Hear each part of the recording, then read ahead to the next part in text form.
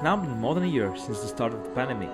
Back then, market crashed and hundreds of thousands of Americans lost their jobs and subsequently couldn't pay their bills, precipitating the fall of the economy and that of the stock markets.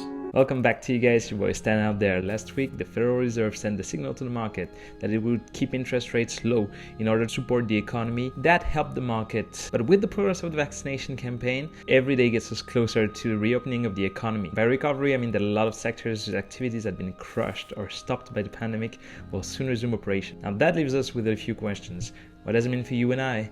What stocks am I investing in order to benefit from the reopening of the economy, and what is the so-called market rotation that we're observing these days? Today I will give you some of my answers to help you guys take advantage of the rebound of the economy. You guys have seen the markets explode and literally reach all-time highs lately. And like many people in the market, you are probably fearing that you missed out. And let me get straight to the point. There are still opportunities in the market and you can take advantage of them. Basically, some companies saw their valuation rise much more than others over the past few months. And it all comes down to how the COVID-19 affected these companies. It's like you have three baskets basically. The first one comprises of companies that heavily benefited from the crisis. Think Amazon, food delivery companies, Netflix, or even Zoom. These companies are trading at all-time highs at the moment. Amazon, for instance, is trading over $3,000 compared to barely $1,800 a year ago, making up for a 71% increase in valuation. Your second basket would be comprised of companies such as automakers, supermarkets, clothing companies. These stocks recovered most of their value by now. But what should catch our interest right now is the third and last basket, comprised of companies whose valuations have literally been crushed by the whole COVID-19 situation. History tells us that to get out of an economic crisis, two things must happen. First, a transparent resolution of the underlying cause of the crisis should happen. That's the vaccination campaign that will help us reach collective immunity. And secondly, we should have an economic policy response. This economic policy response itself has two legs. The first consists in mitigating the economic damage. This is the $1,900 billion federal plan passed by Congress 2 weeks ago, which will see millions of Americans receive stimulus checks straight to their bank account. And a second one to provoke a shift in business and consumer sentiment. This should happen this summer with the recovery plan soon to be unveiled by the Biden administration.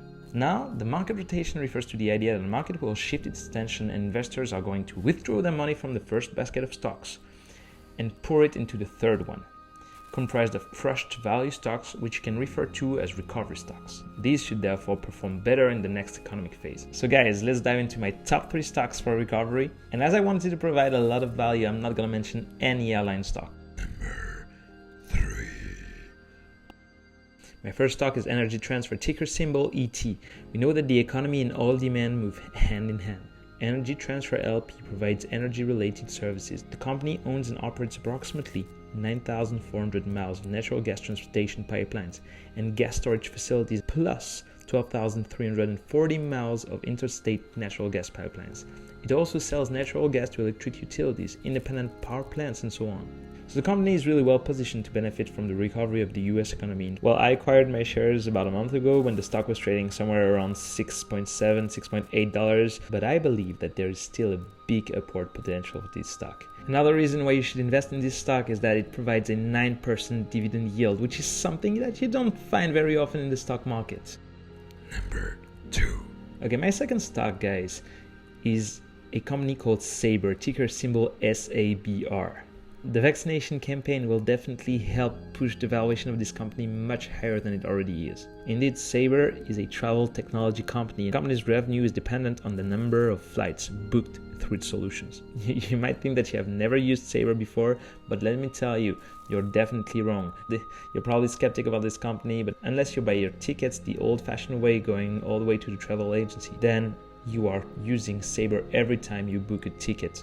Indeed, more than 250 airlines in the world, mostly in North America, rely on Sabre booking solution. Even Expedia takes advantage of it. With air traffic expected to 3x in the course of 2021, it would not be surprising for Sabre to reach new all-time highs this year. In their February conference call, Sabre reported a 20% improvement in its revenues between Q3 and Q4 2020 despite similar TSA traffic number. This has happened thanks to the company's new cloud-based system, which allows customers to customize their tickets. Therefore, since the TSA traffic is expected to more than double in 2021, this could lead to revenue 3xing of the next 12 months. I got in at $12 per share, it currently trades at $15. In my bull case, the share is gonna probably reach $22 in the course of the next 12 months. But more reasonably, I think it has a 60% chance of reaching the range of $18 to $20 per share, which still makes for a 50% gain.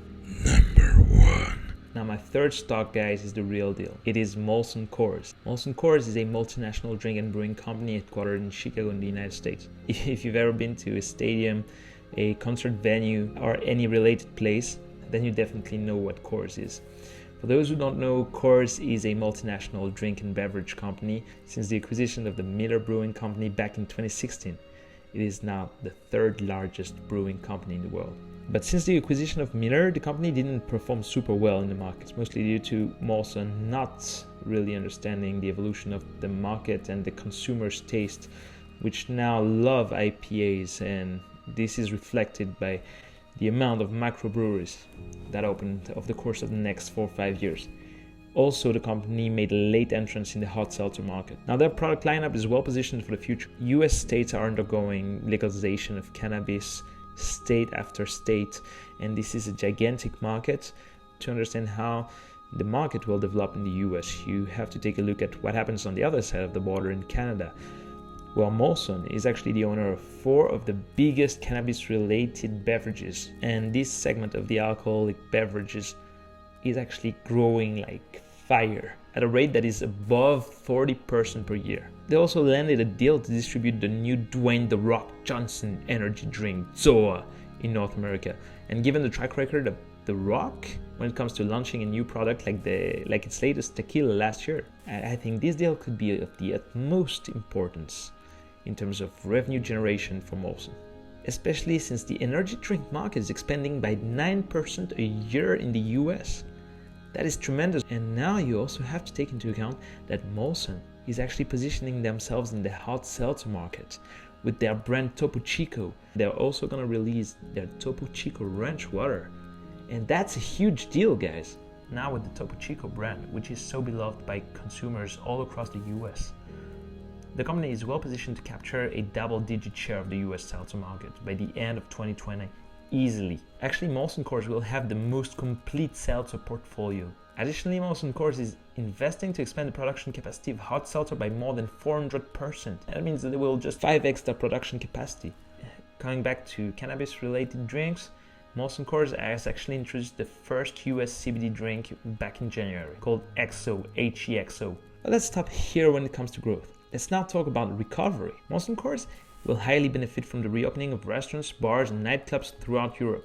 On top of that, concerts and stadiums will soon resume operations. The Molson Coors stock will, according to me, get fired up over the next 12 months. I got in at $45, currently trades at $49. That's already a 10% gain. P/E ratio stands at 13, which is much below the industry average of 27. So guys, there's plenty of room for growth. I can see the stock trading at around at least $65 in the next 12 months, making for a nice 30% rise if you get in just now. If you appreciate this content, please subscribe, smash the like button for the YouTube algorithm. Don't hesitate to enter the conversation, comment if you want me to review a certain stock. Have a nice day, and until next time, peace!